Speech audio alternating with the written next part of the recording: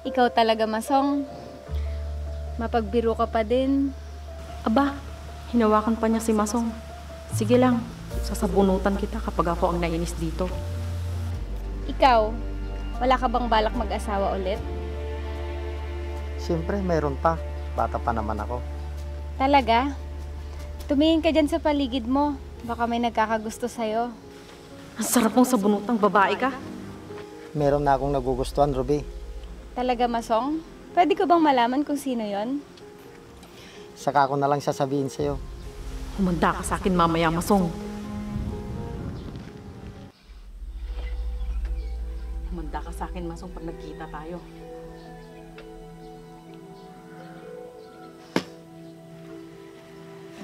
Para yatang mainit ang ulo mo. Ang aga-aga. Wala lang ito, kuya. Kilala kita, Layla.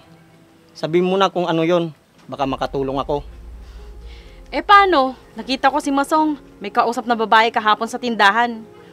Gustong-gusto naman niyang hinahawakan ng kamay niya. Uy, nagsiselos yung kapatid ko. Ano bang itsura ng babae? Mahaba at may kulay ang buhok. Tsaka hindi ako nagsiselos, no? Ah, baka yung kababata niya. Dumating siguro, galing Maynila. Basta, gusto kong makausap si Masong. Kapag nakita mo siya, sabihin mo gusto ko siya makausap, ha? Sige. Pero huwag kang magagalit kay Pare Masong, ha? Alam ko naman na ikaw lang ang mahal nun. Hindi. Parang may gusto nga siya sa babae na yon. Nakita ko sa kilos niya kahapon. Hindi yun magagawa ni Pare Masong sa'yo, Layla. Nagawa na nga niya yun kahapon. Sige, pupuntahan ko siya. Total, wala naman akong pasok ngayon.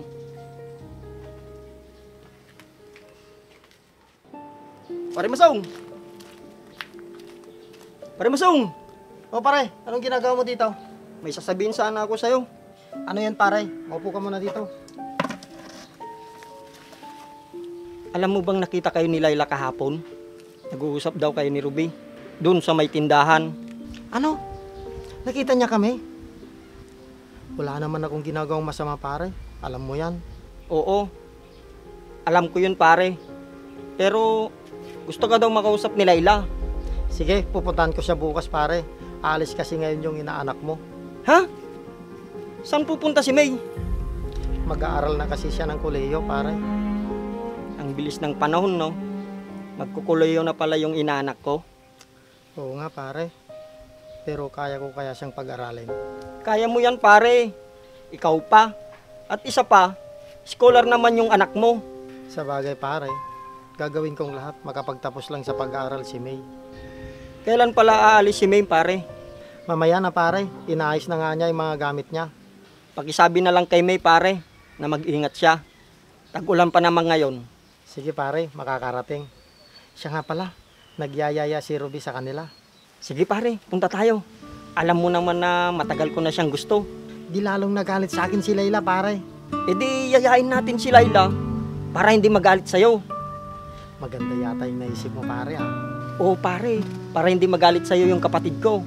Sige, bukas na ako pupunta sa inyo para kausapin si Layla. Sige, pare, alis na ako. Sige pare, mag-iingat ka. Sige, salamat.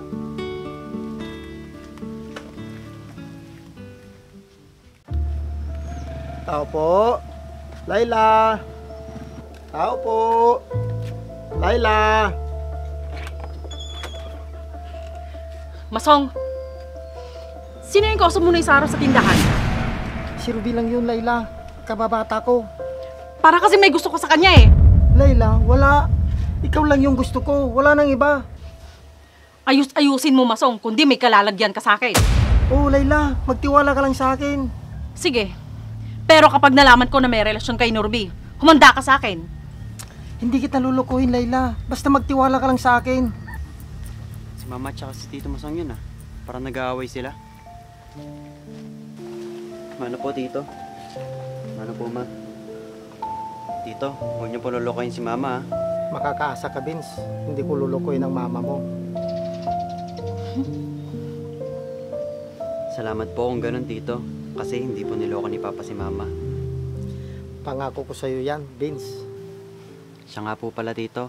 Nasaan po pala si May? Si May. Pumunta na siya ng Maynila kahapon. Doon na siya mag-aaral. Bakit? Hindi ba niya nabanggit sa'yo? Wala naman po, Tito. Di bale, sa susunod na buwan, uwi din siya. Ganun po ba? Sige po, maiwan ko muna po kayo ni Mama.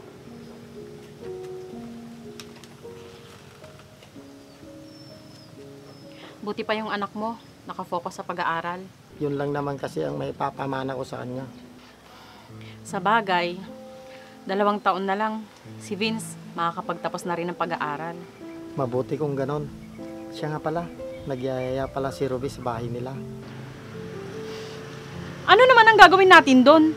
Mamamasyal si Pare Jerry, samahan natin siya. Totoo ba yan? Sige, para makapag-asawa na rin yung kapatid ko. May edad na rin kasi siya eh. Tsaka, para makilala mo na rin si Ruby.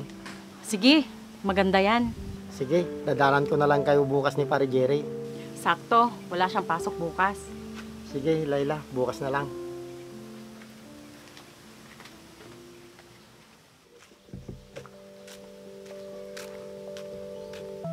Si Ruby to ah. Kahit may edad na, maganda pa rin siya. Parang si Jerry to ah. Yayain ko nga siya bukas. Para yayain din niya si Masong. Ruby, kumusta ka na? Heto, okay lang naman. Sa awa ng Diyos. Ikaw, kumusta ka na? Ayos naman. Pero, andito pa rin ako, Ruby. Naghihintay sa'yo. Jerry, alam mo naman kung sino yung gusto ko, di ba? Pero, sila na ng kapatid ko, Ruby. Ganon? May girlfriend na si Masong? Oo, meron na. Kaya, ako na lang, Ruby. Hindi ka gusto ni Masong. Hay! Ewan ko sa'yo. Basta si Masong yung gusto ko.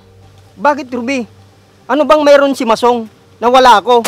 May trabaho naman ako ah. Basta! Si Masong yung gusto ko. Hindi ako susuko, Ruby. Alam mo naman na mahal kita. Basta, yayain mo na lang si Masong bukas para mag-inuman tayo. Sige, pupunta kami. Sakto, wala akong pasok. Sige, hintayin ko kayo bukas. May pupuntahan pa kasi ako. Sige, mag-ingat ka, Ruby. Sige.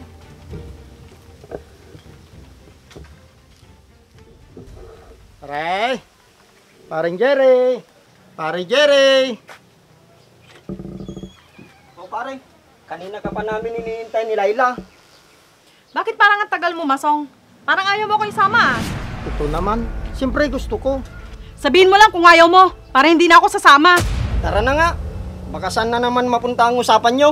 Tara na.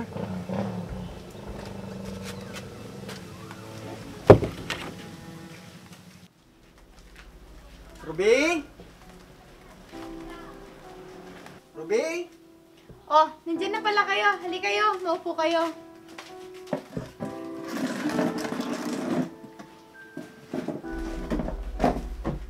Salamat, Ruby, sa pag-imbita mo sa amin dito sa bahay mo. Wala yun, Jerry. Saglit lang at ipaghahanda ko kayo ng merienda. Huwag ka nang mag-abala, Ruby. Pasensya na kayo kung hindi ako nakapaghanda ng merienda. Ang dami ko kasing tinapos na trabaho. Ayos lang, Ruby.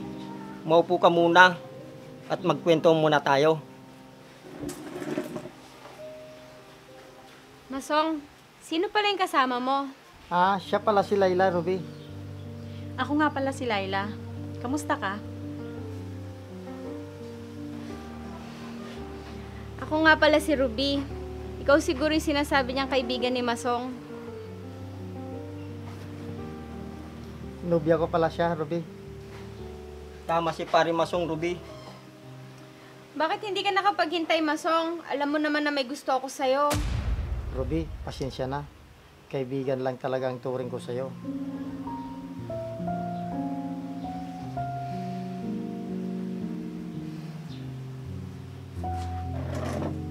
Andito naman ako, Ruby. Handang maghintay sa'yo. Alam mo namang mahal na mahal kita. Totoong sinabi ni Pare Jerry, Ruby. Mahal na mahal ka niya. Jerry, pwede bang pag-isipan ko muna? Huwag mo nang pag-isipan. Mabait naman yung kapatid ko. Tsaka wala ka nang hanapin pa sa kanya. Oo nga. Tsaka permanente naman yung trabaho niya. Kung sa bagay, nagkakaedad na rin kami. Baka pag pinalampas ko pa si Jerry, wala na akong mahanap na kagaya niya. Tama ka dyan. Abay kaming dalawa pag kinasal kayo. Hindi dapat double wedding. Layla, gusto mo bang magpakasal sa akin? Siyempre naman, Masong. Bukas na bukas, aayusin na natin ang mga kailangan para kasalan na.